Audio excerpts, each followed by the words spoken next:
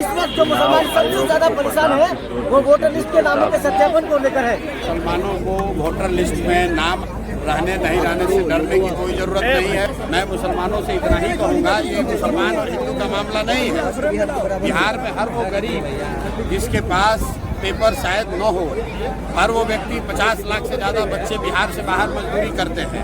उसमें सभी जाति सभी धर्म के लोग हैं, सभी वर्ग के लोग हैं, इसलिए घबराने की जरूरत नहीं है।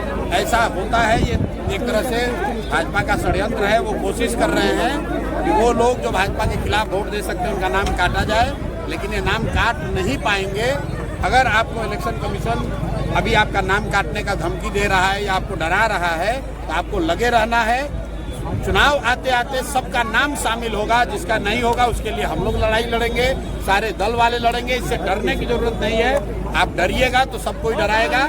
अपने हक के लिए आपको खड़ा होना है और वोट देना सबसे बड़ा अधिकार है।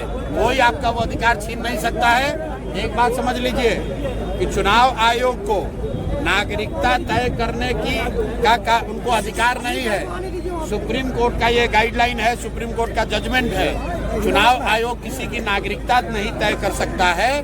चुनाव आयोग का काम वोटर लिस्ट बनाना है, वोटर लिस्ट के जरिए चुनाव कराना है। अगर चुनाव आयोग ये कह रहा है कि वोटर लिस्ट ठीक नहीं है तो चुनाव आयोग को जवाब देना है कि भाई 1.5 वर्ष पहले इसी चुनाव आयोग से पार्लियामेंट का चुनाव हुआ है, मोदी जी इसी वोटर लिस्ट से चुनकर प्रधानमंत्री बने हैं।